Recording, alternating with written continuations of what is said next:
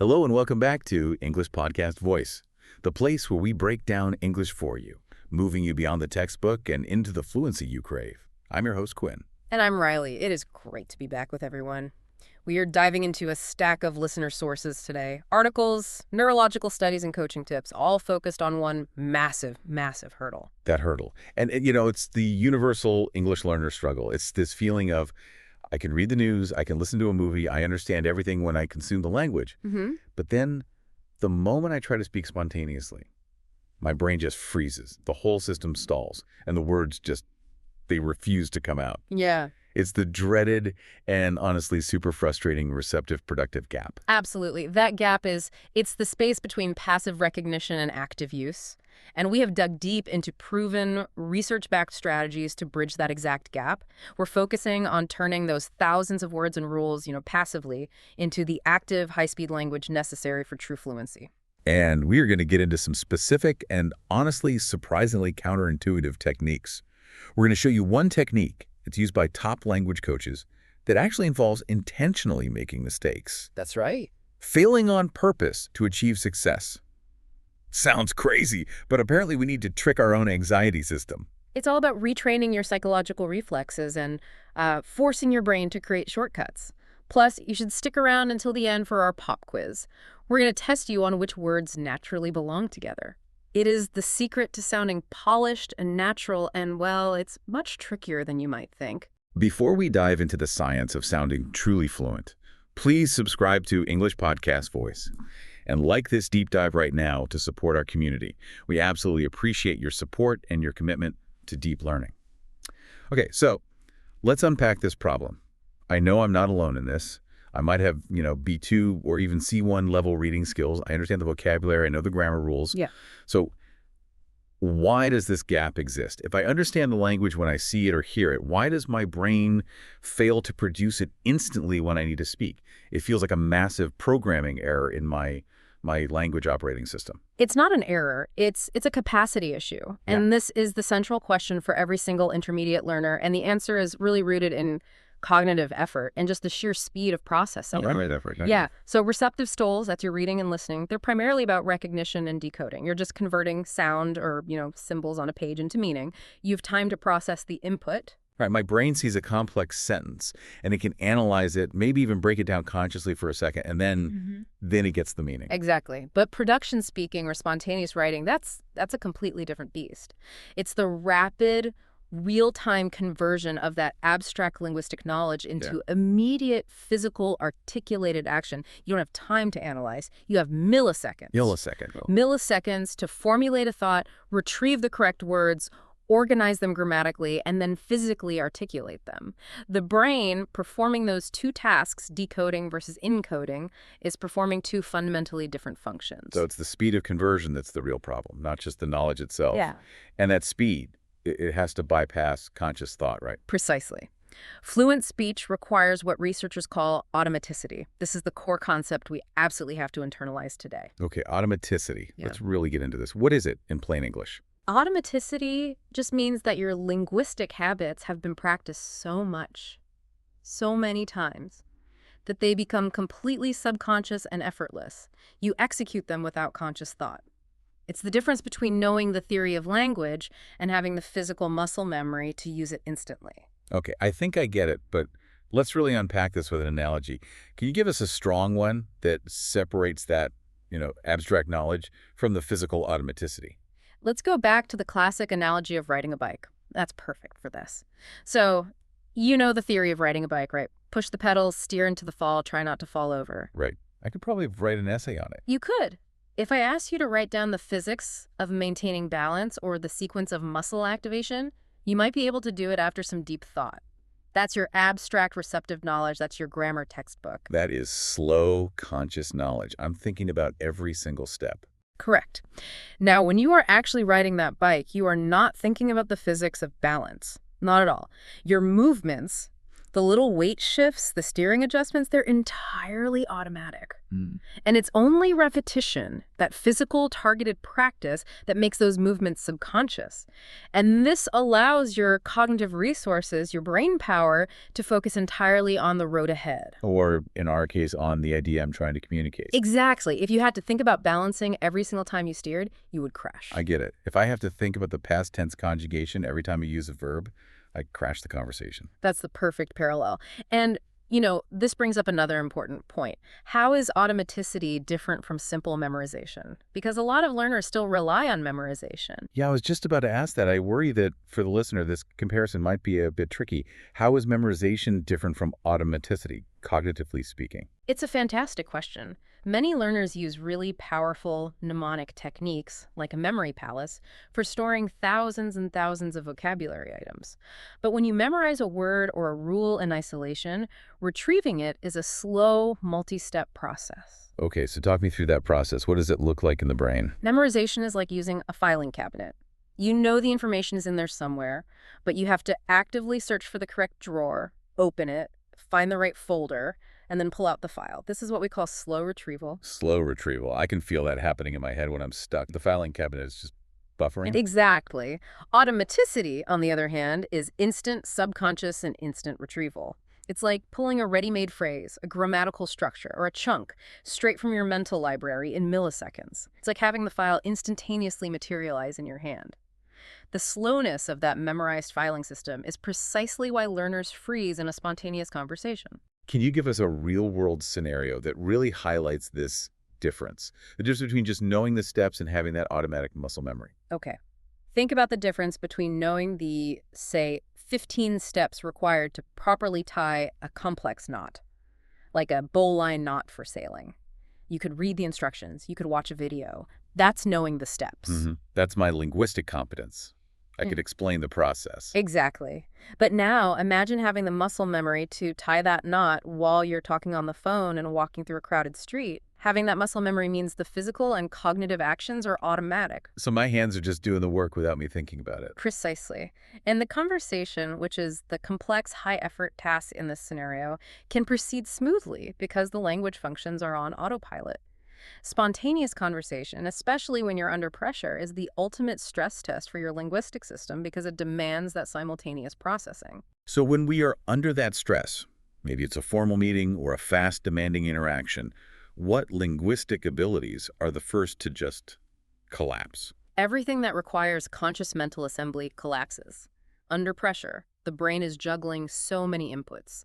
It's processing the incoming speech, judging your own pronunciation, recalling grammar rules, retrieving vocabulary, formulating complex ideas, and reading the social context, the body language. That cognitive load is astronomical. It is.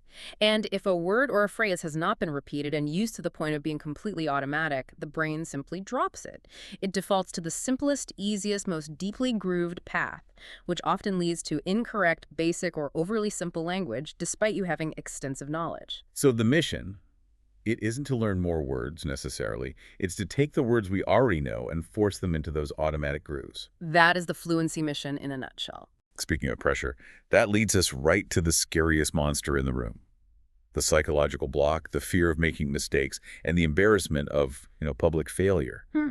Why is this fear so powerful that it can stop a learner with strong reading skills from even saying, "excuse me," to a stranger? It's an enormous hurdle because our sources consistently show that these psychological barriers, what linguists call the affective factors, they frequently outweigh a student's natural aptitude or even the quality of their instruction. More than aptitude, wow. Yes. Fear of failure, anxiety, and a lack of confidence. They act as massive roadblocks, and they do that because they cause learners to physically and verbally withdraw from the very activities that build automaticity, speaking practice. I worry that for some listeners, this withdrawal is connected to even deeper issues. What are these psychological barriers exactly? Can we break them down? We have to. We have to recognize that language learning is rarely a purely academic thing. It involves deep identity and cultural factors. Language use is inherently social, so some learners feel this tension between maintaining their core cultural identity and having to adopt the rhetorical patterns and speech practices of the English-speaking world. And this internal conflict, sometimes it's subconscious, can create a serious resistance to full, courageous engagement. That's a heavy weight to carry, just trying to speak a new language. It is, and we also encounter phenomena like stereotype threat. Stereotype threat. What's that? It's when anxiety is triggered by the awareness of negative stereotypes about one's cultural group. And that anxiety then leads to underperformance, which creates this painful, self-fulfilling prophecy. Wow. So the fear of confirming the stereotype actually causes you to perform worse. Exactly. And then you have the intense social dynamics. Consider the pressure faced by children who have to act as language brokers for their families.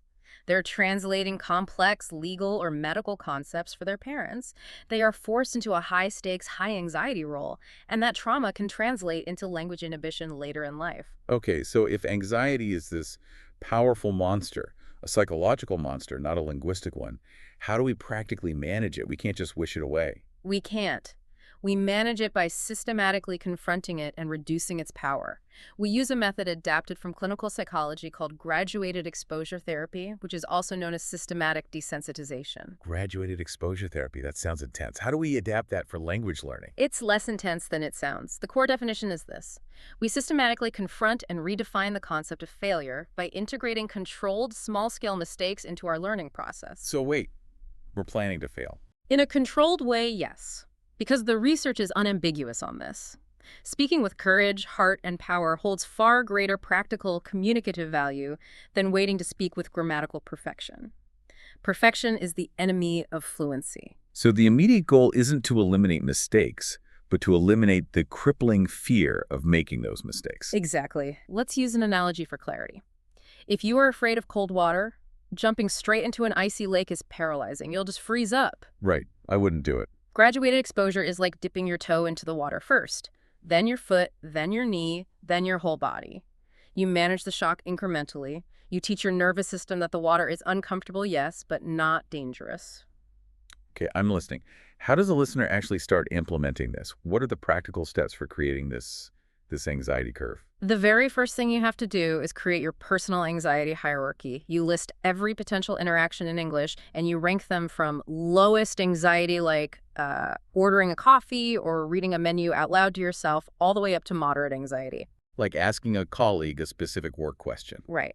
And then up to high anxiety, like an impromptu speech or a job interview. I have my list. Okay. But now here's my skepticism. You mentioned intentionally planning minor failures, but won't intentionally making a mistake just reinforce bad habits linguistically? I worry I'll teach myself the wrong way to speak. That is a crucial and a very valid concern. And the research addresses this by separating the psychological goal from the linguistic goal. The intentional failure is a psychological intervention. It's not a linguistic one. The goal is not to rehearse the mistake itself. Okay, so what is the goal then? The goal is to choose the timing and the location of a small error in a very low-stakes setting. Let's say misusing an article in a casual interaction at a grocery store. By doing that, you reclaim control over the source of your anxiety. I see. So by choosing the timing, I'm proving to my nervous system that I, the learner, am in charge, not the fear. Precisely. You normalize the emotional experience of making an error, and you prevent the debilitating panic of a spontaneous, unextempted mistake from overwhelming you. You demonstrate to your brain that a small linguistic error does not result in public humiliation, and by doing that, you dismantle the psychological block over time. It is a proactive, controlled risk designed purely to build confidence and courage, which are the prerequisites for automaticity. And when we look at this from a peer or instructional perspective, we recognize that psychological safety is the absolute non-negotiable foundation for building confidence. Safety as a foundation. So what are the key practices we should look for in a good language community or classroom that fosters this safe environment? Well, first we need normalized error making. Mistakes have to be framed explicitly as valuable data points, as learning opportunities, and as proof that the learner is actually pushing their boundaries. Not as a failure, but as data. Like that. Second, we need a strong growth mindset culture. We have to promote the belief that language ability develops through consistent effort and practice, not through some fixed inherent talent. We should constantly use language that emphasizes the process, saying things like, "You're developing that skill quickly," or "That's a great step forward in complexity," rather than simply judging proficiency. That makes the process feel so much more encouraging and sustainable. And the third essential practice is appropriate error correction, which must always maintain the learner's dignity. This usually means utilizing selective correction, where you only focus on patterns that genuinely impede communication rather than correcting every single article or preposition error. Okay, and this is where that technique you mentioned comes in, right? Recasting. Yes, this Ah, is where a truly fantastic technique called recasting comes in. I want to spend some significant time unpacking this. It sounds like such a powerful tool for learning. So what exactly is the definition of recasting? Recasting is a gentle, indirect correction method. Its formal definition is repeating the student's statement with the necessary corrections embedded naturally into your response during the conversation. And you do this without ever explicitly stopping the conversation or pointing out the error. So the goal is stealth, to deliver the correct linguistic input without triggering that performance anxiety. Exactly. Our analogy for recasting is that it's like gently smoothing a crumpled piece of paper without making a loud, critical correction noise. The learner hears the correct form immediately, and it's associated with their own thought and idea. But their conversational flow isn't interrupted, and their confidence stays intact. It's an essential tool for fluency practice. Okay, let's solidify this with an extended role play. I'll make several different common errors in a short conversation, and you demonstrate how recasting handles them seamlessly. Sounds good. I'm ready. Okay, I have a big news. Yesterday I go park with my mother, but the dog escaped. Oh, you had big news. That sounds stressful. You went to the park yesterday and the dog escaped. How did you find him? Yes, you run to the wood. I think you wanted to chase a squirrel. He ran to the woods, and he was wanting to chase a squirrel. Wow, I hope you found him quickly. Did the park have a fence? Wow, okay. In just those 3 lines, I made errors in tense, goent, in articles of the park, in plurals, wood-woods, and in structure, wanting to chase.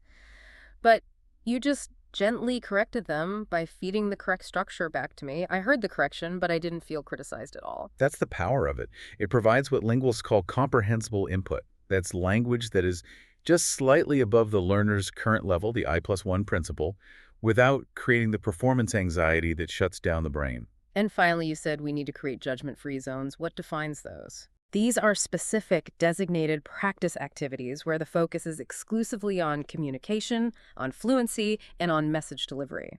There is no correction whatsoever from either the partner or from yourself. Maybe it's a 5-minute storytelling task or the first half of a language exchange. The sole goal is to let the learner experience the sheer flow of language without the brain constantly managing that self-correction monitor. That flow builds automaticity. That is the perfect segue from mindset to mechanics. Well, So if we have the confidence, what are the physical practice techniques that actually build the muscle memory and the automaticity we need? we have to focus on techniques that force the brain and the mouth to work in sync, bypassing that conscious analysis. And the first powerful technique is shadow speaking, which is basically intensive repetition and mimicry. A lot of people have heard of this, but how do we do it correctly? It often feels kind of awkward, like I'm just echoing someone. It has to be approached systematically and intentionally. You listen to a short segment of authentic audio, a movie clip, a news report, a section of this deep dive. You pause it, and then you repeat exactly what was said out loud. The crucial element is mimicking not just the words, but the intonation, the speed, and the rhythm of the original speaker. You start short, maybe with just a single phrase, and then move to full sentences or even short paragraphs. What are the specific benefits of this physical mimicry? What's happening in the brain? It improves pronunciation, yes, obviously, but more importantly, it builds fluency by establishing that strong, instant connection between the sound you hear and the meaning you intend to produce. And when you use transcripts while you're shadowing, you reinforce the link between the spoken form and the written form, deeply grooving that neural network. You are building those automatic circuits faster. That moves us to technique 2, which I love because it's so accessible and private. Self-talk, just narrating your day. Self-talk is incredibly valuable because it creates constant low-stakes practice even when you are alone. It circumvents all the social pressure and all the anxiety barriers we just talked about. It forces your brain to practice word retrieval and grammatical assembly instantly without time for conscious analysis. How should a listener implement this throughout the day? I think we need like 5 specific practices to make this a daily habit. Okay, 5 specific practices. We integrate it into existing routines. First, morning routine narration. Verbally describe your immediate physical actions. I'm brushing my teeth, I'm putting on my shoes, I am checking the weather forecast. Simple, I can do that. What's number 2? Number 2 is decision verbalization. Express your thoughts when making small choices. I should pack my lunch now, but I think I will walk instead of taking the bus. Okay, number 3. Emotion expression. Articulate your feelings. I feel slightly stressed about this email, or I am quite relaxed today, thankfully. Activity planning. Talk through your upcoming schedule and goals. First, I need to finalize the meeting agenda, and after that, I will call the supplier. And finally, number 5. Reflection practice. Summarize the day's events in English before you go to bed. This solidifies your memories using the target language. Let's simulate a longer, maybe 5-line scenario for our listeners so they can hear how organic this can sound. Let's use that morning routine narration. I'll start. Okay. I am awake. I am reaching for my glasses, and I need to stop delaying my day. I need to make a decision about breakfast, but the thought of cooking seems exhausting right now. I am making coffee now. The water is boiling, and I must not run out of time before my 8 a.m. appointment. I'm going to check my phone, but I must remind myself not to get lost in social media. I see. That's already 7 distinct actions and thoughts articulated, and we use several complex phrases instantly without any external pressure. It trains the word retrieval system perfectly. It's the constant low-effort retrieval that matters. Brilliant. Now, technique 3 is about drilling the physical mechanics, specific pronunciation and articulation drills. And you said we need to know the difference between articulation and pronunciation. Yes, this is a critical distinction that even advanced learners often miss. Let's dissect the concepts.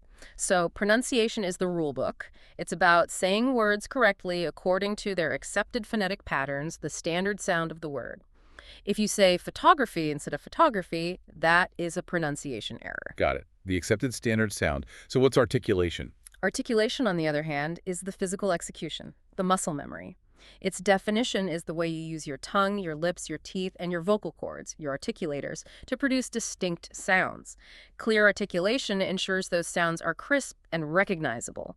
Misarticulations cause muddiness, mumbling, and misunderstandings. Okay, so pronunciation is the accepted standard sound. Articulation is the mechanical movement, the physical skill required to execute that sound clearly. Why is articulation so difficult for so many learners? It's difficult because many English sounds require muscle movements that simply don't exist in the learner's native language, their L1. For instance, the dental placement required for the English, the sound, as in think or that, is extremely complex for speakers of languages where the tongue just doesn't move that way. If your mouth muscles haven't been trained for these specific English movements, your articulation will be weak, leading to slurring or unclear speech, regardless of whether you know the word's pronunciation rule. So we have to treat the mouth like any other muscle group in a gym. How do we train these specific articulatory muscles? We use targeted, repetitive phonation exercises. This includes traditional techniques like tongue twisters. Those are excellent for refining the speed and precision of articulation, ensuring crisp, distinct consonant and vowel sounds.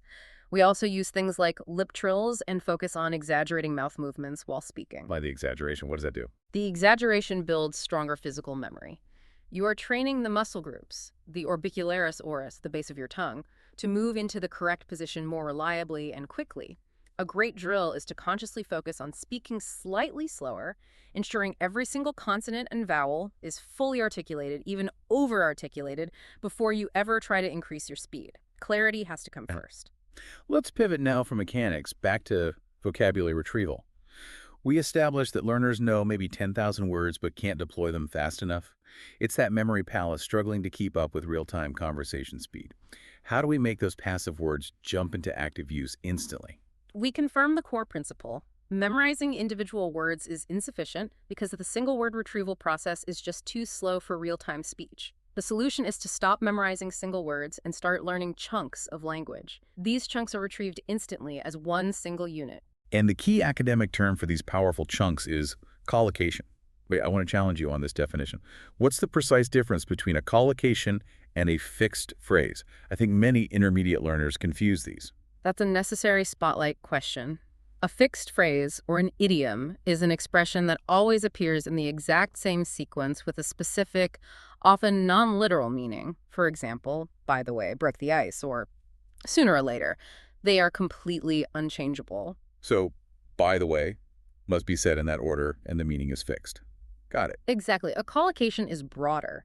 It is a natural combination of words that native speakers use together frequently, where the meaning is generally transparent, but the word choices are highly restricted by convention. It is the subtle, usage-dependent pattern that makes language sound natural. We say heavy rain, not strong rain. We say make a decision, not do a decision. Well, using the correct collocation is what makes your English sound polished and fluent, not just grammatically correct. This is where we need to spend some serious time. Let's use our deep dive protocol and loop through the example of make a decision 5 distinct ways to really anchor this chunk in the listener's mind.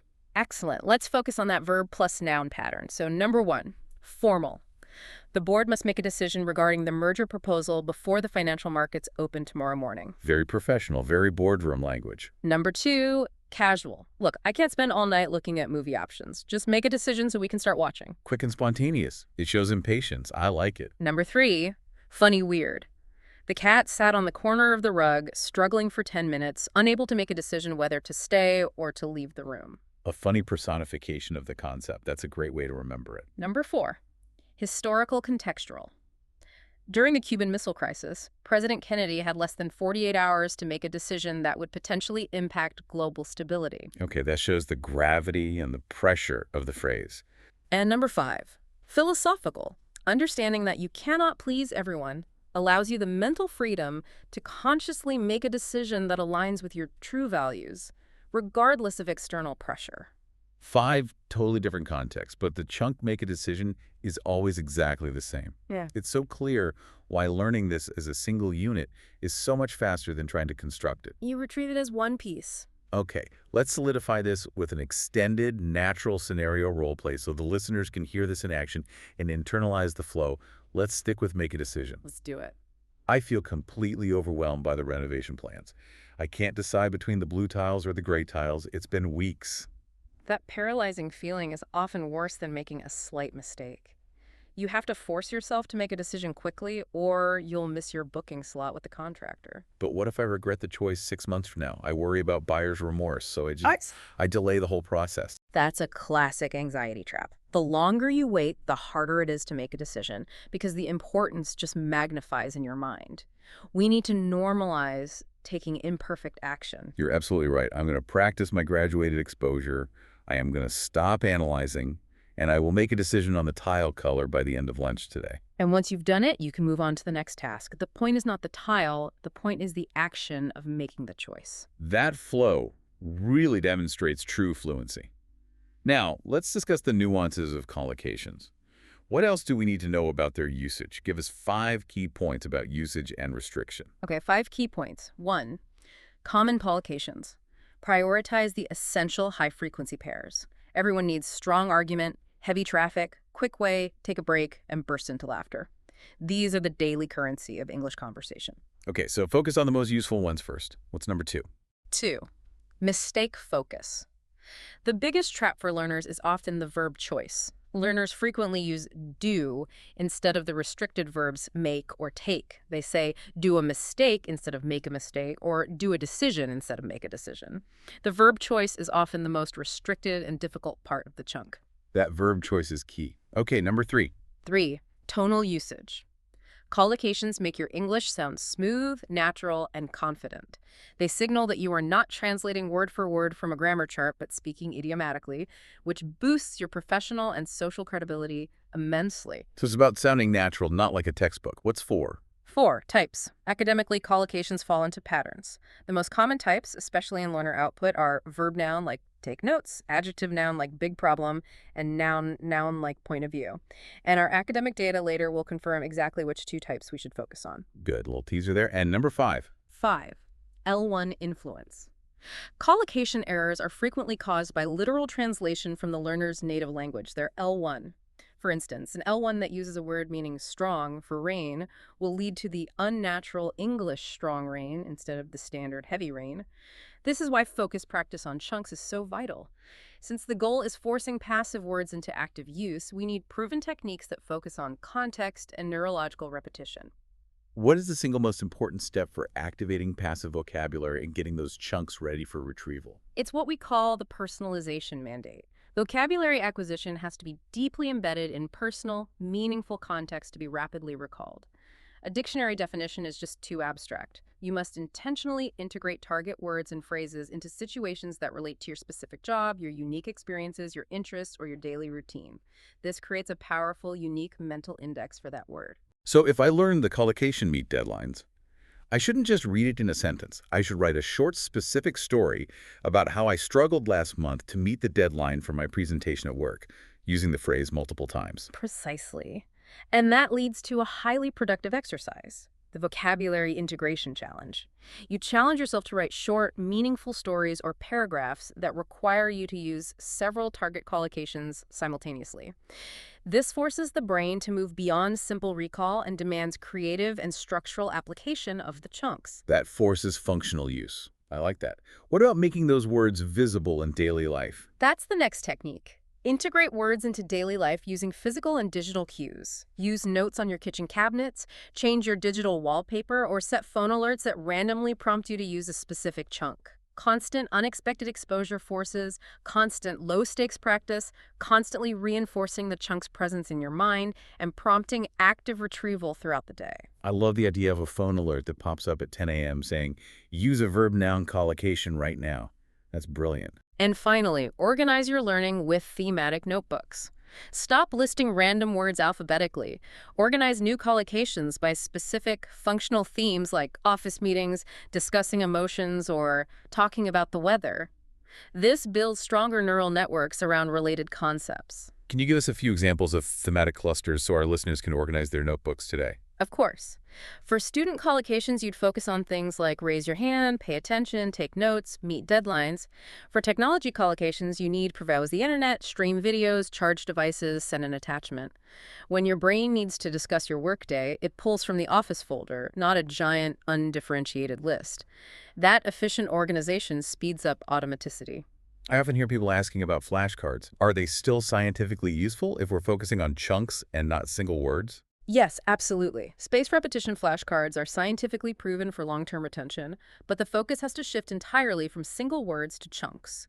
Do not put the single word responsibility on one side, put the L1 equivalent on one side, and the L2 phrase or chunk, take responsibility, on the other. And crucially, you have to review that chunk using a spaced repetition schedule after 1 day, 3 days, 1 week, and so on, to move it from short-term conscious knowledge into the long-term subconscious active memory system. We have repeatedly circled back to L1 influence. For learners whose first language, their L1, is structured very differently from English, perhaps rhetorically or syntactically, it seems like they are almost pre-programmed to make these invisible collocation errors. That is absolutely correct. L1 interference is a constant force, especially for learners of widely disparate languages. We need a detailed concept deep dive into L1 transfer interference. Okay, so define the concept for us simply. L1 transfer or interference is the influence exerted by your first language habits, your L1 habits, onto your second language habits, your L2. And we have two types. Positive transfer occurs when the L1 rule or structure is the same as the L2 rule, which actually helps learning. For instance, if both languages use a similar subject, verb, object, word order. That's helpful scaffolding, so it's not always a bad thing. No, not at all. But negative transfer occurs when the L1 rule is different, and the learner mistakenly applies the L1 rule to English, which causes an error. This is rampant in collocations because word pairings are arbitrary and highly restricted.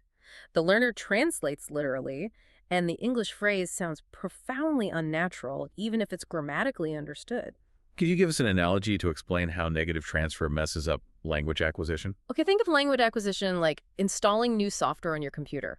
Positive transfer is like installing a new program that is compatible with your current operating system. It installs quickly and works seamlessly. Negative transfer is like trying to install a program that is fundamentally incompatible. It creates system conflicts, it crashes the application, and it forces you to restart.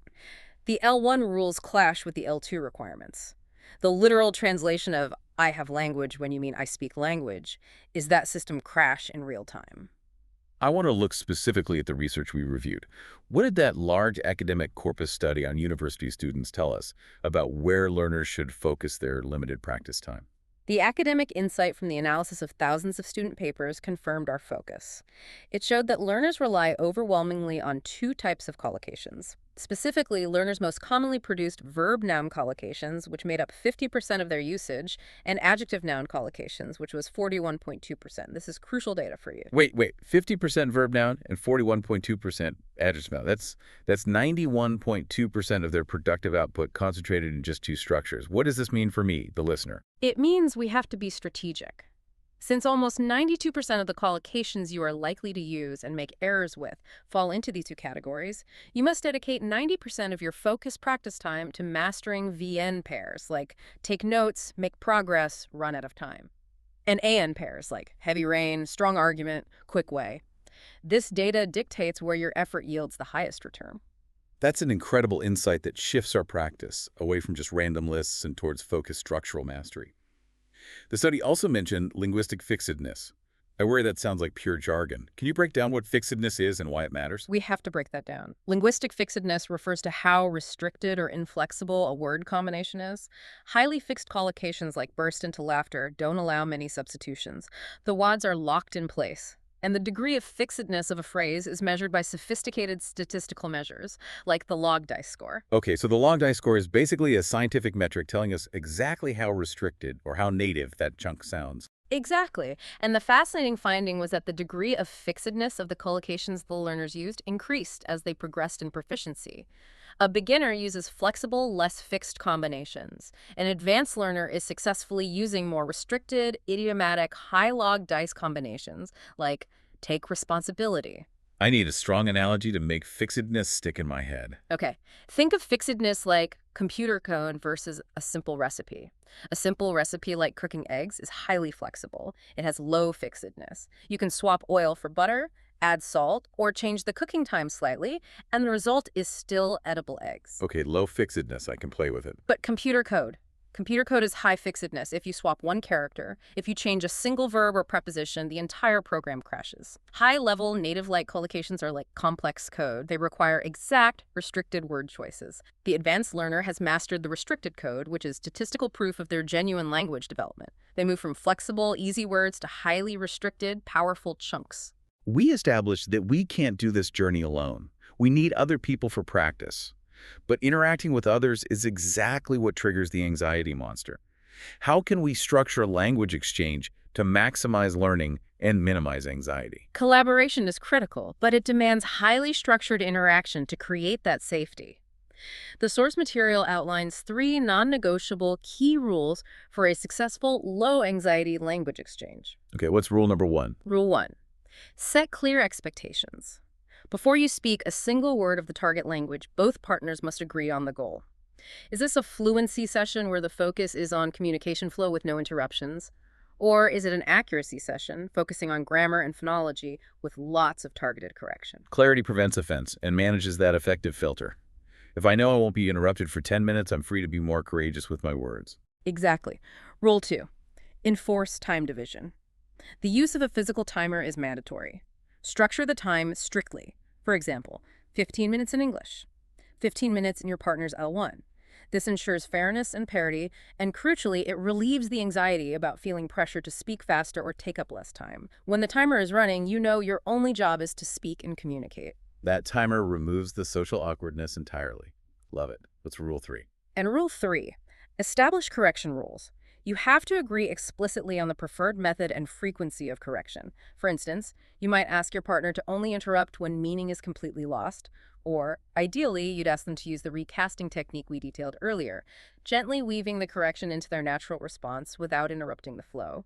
Never leave correction style up to chance. So, by following these 3 rules, we transform a potentially stressful social interaction into a safe, structured environment where we can practice automaticity without the fear of judgment. Structure, safety, and focused repetition. That's the roadmap. Okay, let's test our chunking knowledge and awareness of L1 interference. I'm going to present 3 common mistakes, often rooted in that literal translation issue. You correct my attempts and give the native collocation, explaining why the error occurs. I'm ready to face the errors. Let's hear them. Okay, mistake 1, collocation error, verb choice. I'm in charge of cleaning the office this week. Can I say it like this? I will do the responsibility for cleaning the office. Ah, that is a very, very frequent error. In English, we don't do responsibility, we take responsibility. A native speaker would actually say, I will take responsibility for cleaning the office. Huh. We use the verb take to assume a task or a burden. This is a classic verb-noun collocation trap, where do feels natural because it implies action, but take is the restricted convention. Take responsibility. Restricted, but essential. Okay, next one. Mistake 2. Academic collocation adjective restriction. I need to describe a severe issue in my workplace. Can I say, we have a big problem with our supply chain? While big problem is grammatically correct and everyone will understand you, it sounds quite simple. When you're describing significant issues, particularly in academic or professional settings, English speakers prefer the collocations serious problem or major problem. Big is acceptable, but using serious or major collocates better with the gravity of the noun problem, and it makes your language instantly more professional. It's an adjective-noun pairing where the adjective is restricted by context and tone. Serious problem. Right, I need to upgrade my adjectives for professional use. Okay, final mistake. Focused on that literal L1 translation issue. Mistake 3. Literal translation, L1 interference. I'm talking about my linguistic background. If I want to say that the first language I learned was French, can I say French is my mother language? That is a powerful example of direct L1 translation, and it's an error specifically noted in the sources we reviewed regarding highly fixed phrases. A native speaker would say, French is my mother tongue, or French is my native language. The phrase mother language is a literal yet unnatural translation that reveals the L1 interference from many languages that use that exact phrase. You have to use the fixed collocation mother tongue. Quinn, before we finish this deep dive, let's test your knowledge and the listener's retention with a quick pop quiz based on our key concepts. Challenge accepted. Bring on the log dice score question. Okay, question 1. Which verb correctly collocates with the noun progress? Is it A, make progress, or B, do progress? That is definitely A, make progress. We make decisions, we make mistakes, and we make progress. Correct. Question 2. What term describes the scientific measurement used to determine how restricted or native-like a word combination is? Woo, that is linguistic fixedness, and it's often measured by the log dice score. Perfect. You paid attention during the jargon breakdown. Okay, question 3. When a conversational partner repeats your grammatically incorrect sentence back to you, embedding the correction without drawing attention to it, what technique are they using? That gentle, stealth correction is called recasting. 3 perfect answers. You have demonstrated automaticity. Let's review our key takeaways. The top 3 concepts learned today were 1. Overcoming the receptive-productive gap by building automaticity, not just memorizing. 2. Graduated exposure therapy, the importance of intentionally planning small failures to reduce anxiety. And 3. Understanding L1 interference and how literal translation messes up restricted word combinations, especially given that 92% of our focus must be on verb-noun and adjective-noun collocations. And the top 5 words chunks learned that you can start actively retrieving today are 1. Collocation, the natural chunk of words. 2. Fixed phrase, the unchangeable chunk, like by the way. 3. Articulation, the physical mechanics of clear speech. 4. Recasting, the gentle embedded correction method. And 5. Take responsibility, an essential verb-noun chunk we must master. That is a powerful toolkit for active fluency. So for your micro-challenge this week, listener, choose one of the collocations we discussed today, like take responsibility or make progress. Use it in a short, meaningful paragraph describing a personal experience. Better yet, say it out loud 3 times tomorrow using the self-talk technique. Force those words into your active memory. We encourage you to start making those words active today.